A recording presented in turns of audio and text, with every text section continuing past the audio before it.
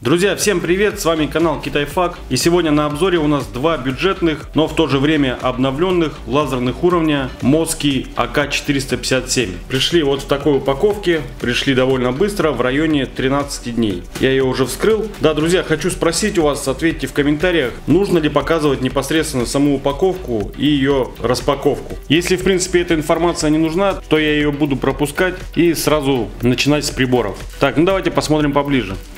Вот такие два одинаковых прибора. Это Моски АК-457 и Моски АК-457 с аббревиатурой G, то есть зеленым лазерным лучом. Приходит дополнительно вот в таких коробочках.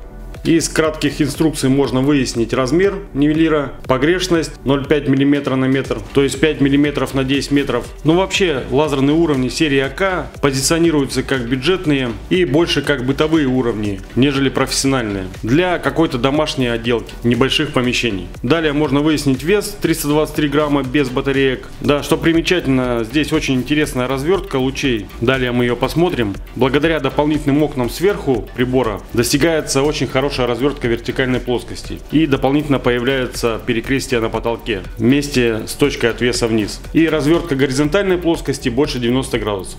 Так, ну давайте достанем их и посмотрим более детально.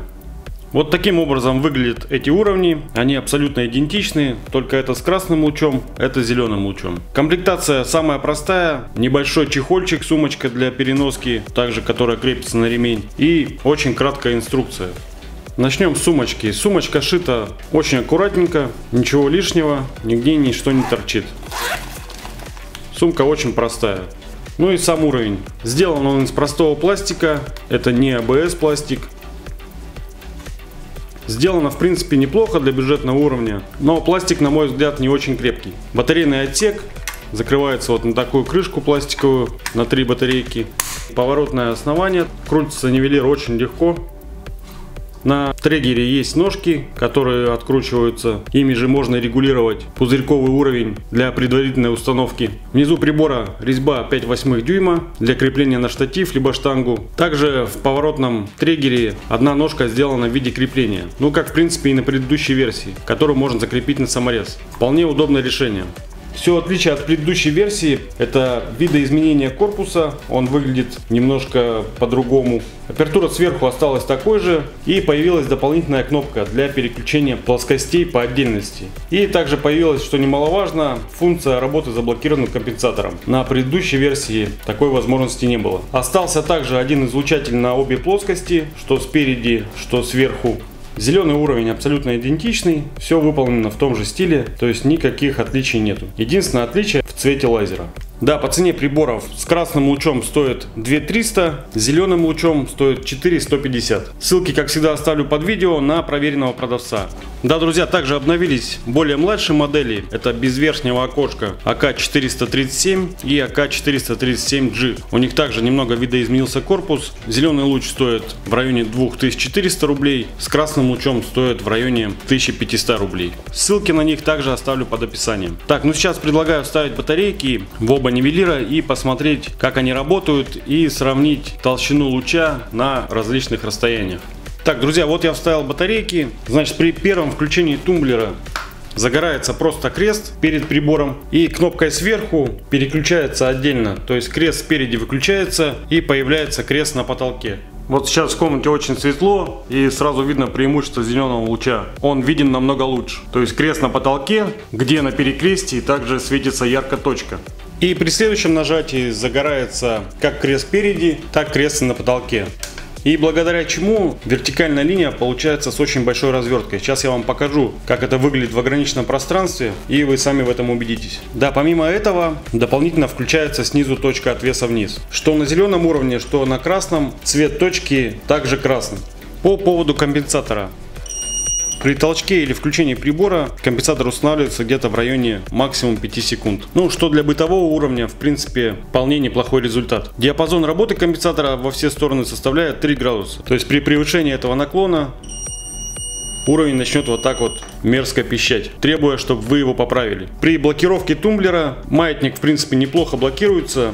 И следующее положение тумблера — это активация режима работы с заблокированным компенсатором, чтобы размечать что-то под наклоном, под любым углом. Так, ну давайте посмотрим развертку вертикального луча в ограниченном пространстве.